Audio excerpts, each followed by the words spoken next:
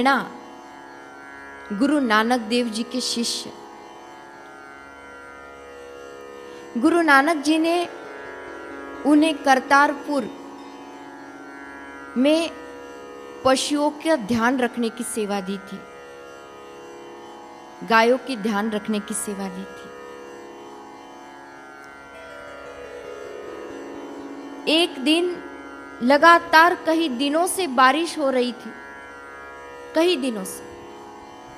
भाई लहणा के साथ और भी कई गुरु भाई थे जो सेवा में थे।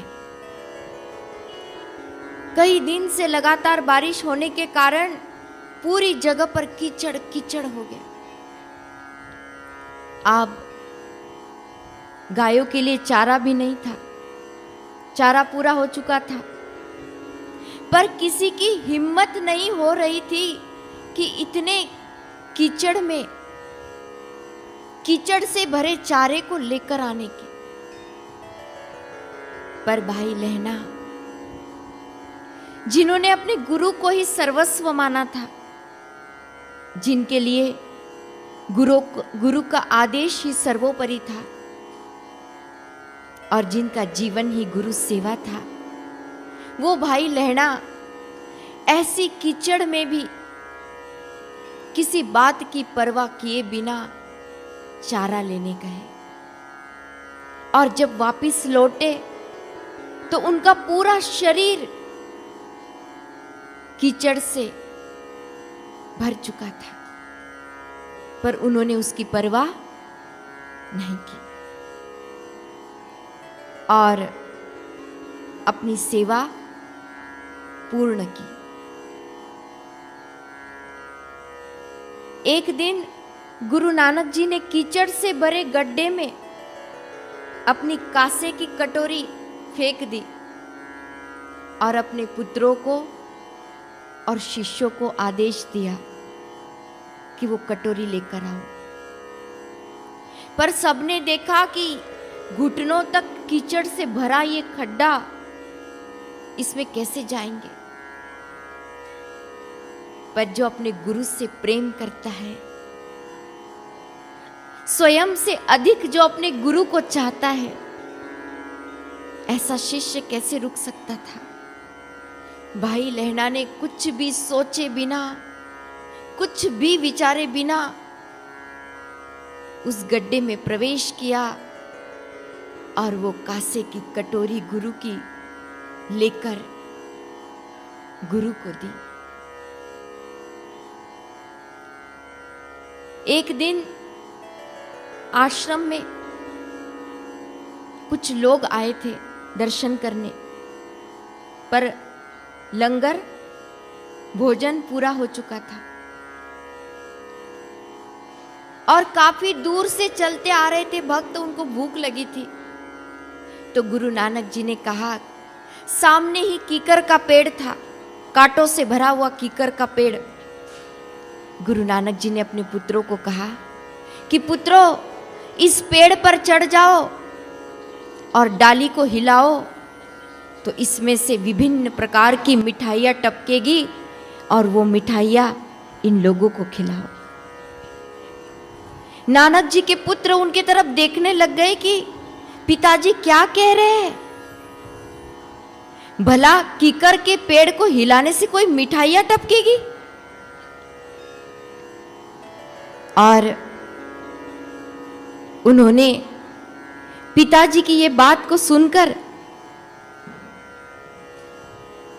उनको लगा कि पिताजी हमारा मजाक उड़ाना चाह रहे हैं और दोनों पुत्र वहां से खिसक गए।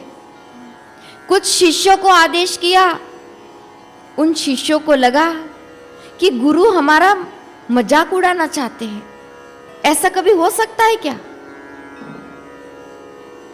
पर गुरु चाहे तो पंगु भी पर्वत चढ़ जाए, गुरु चाहे तो गूंगा भी राग सुनाए और गुरु चाहे तो राई भी पर्वत बन जाए। गुरु चाहे तो क्या नहीं हो सकता। आजकल लोग बोलते हैं कि तुम्हारे बापू चमत्कार क्यों नहीं करते, बोलते हैं ना, अड़ोस के पड़ोस के ताने मारते हैं। अरे तुम्हारे बापू इतने समर्थ है तो आ क्यों नहीं जाते? चमत्कार क्यों नहीं करते? पर उनको बोलना, हमारे बापू तो इतने बड़े चमत्कारी है कि इस तुच्छ जीव को सीधा ब्रह्म बना देते हैं, इस तुच्छ जीव को सीधा शिव बना देते हैं, और इतना बड़ा चमत्कार पूरी दुनिया में कहीं नहीं है। आज हम सबके दिल में अगर भक्ति की ज्योत जगाई है तो मेरे सदगुरु ने जगाई है। अगर आज हम सबके दिलों में परोपकार की ज्योत जगाई है, सत्कर्म की ज्योत जगाई है, तो मेरे दाता ने जगाई है। न तो परोपकार क्या था, भगवान क्या थे, जब क्या था हम नहीं जानते थे, पर बापू ने हमें सिखाया है। तो जिस शिष्य का समर्पण अपने गुरु के लिए होता है, जिसको अपने गुरु के वचनों में विश्वास होता है, भाई लहना उस कीकर के पेड़ पर चढ़ गए और डालियां हिलाने लगे और सबकी आंखें फटी की फटी रह गई। मिठाई टपकने लगी पेड़ से और वही मिठाई सबने खाई। तो श्रद्धा गुरु के चरणों में, गुरु के वचनों में कैसी श्रद्धा, कैसा विश्वास, तो हर साधक के जीवन में होना चाहिए। भाई लहना की कई परीक्षाएं ली गुरु ने, और एक दिन गुरु नानक जी बैठे थे और उनके समक्ष सभी भक्तजन बैठे थे। गुरु नानक जी समाधि में थे और जैसे ही गुरु नानक जी ने अपनी आंखें खोली, देखा कि सामने लोग बैठे हैं। गुरु नानक जी ने अपने पास डंडा पड़ा था, उस डंडे को उठाया और रुद्र रूप धारण कर दिया। सब डर के भाग गए कि अरे बाप रे, अब क्या होगा। सब भागने लगे क्योंकि नानक जी सबको पीट रहे डंडे से।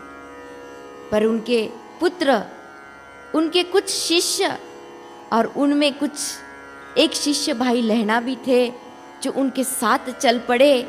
जंगल में जाते जा रहे थे गुरु के पीछे। ऐसा रुद्र रूप था, फिर भी था कि हमारे गुरु है। चलते चलते गुरु नानक जी एक शमशान के पास रुक गए जहां पर मुर्दा पड़ा था। तब तक उनके शिष्य आ गए, भाई लहना भी आ गए, उनके पुत्र भी आ गए। तब गुरु ने कहा कि तुम कहीं समय से मेरे साथ चलते आ रहे हो, दोपहर का समय है, भूख लग गई होगी, चलो आज मैं तुमको बहुत स्वादिष्ट भोजन कराता हूँ। और गुरु नानक जी ने मुर्दे की तरफ इशारा किया कि आ जाओ, इस स्वादिष्ट भोजन को ग्रहण करो। अब कितना विचित्र और भयानक थी गुरु का आदेश। पुत्रों ने देखा कि ये क्या आदेश, शिष्यों ने देखा और खिसक गए वहां से।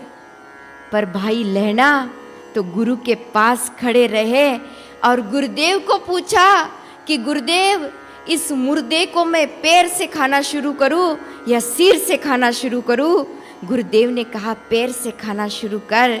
और भाई लहना उस मुर्दे के पास गए, कफन उठाया। न मन में कुछ घृणा थी, कुछ भी नहीं, केवल मन में आश थी कि मुझे मेरे गुरु के आदेश का पालन करना है, मुझे मेरे गुरु की आज्ञा का पालन करना है।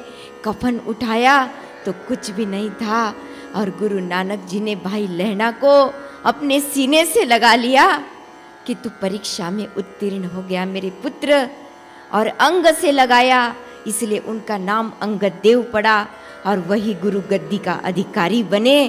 तो गुरु ज्ञान का अधिकारी वही हो सकता है जो अपने गुरु के चरणों पे दृढ़ श्रद्धा रखता है, जो अपने गुरु के वचनों पर अटूट विश्वास रखता है।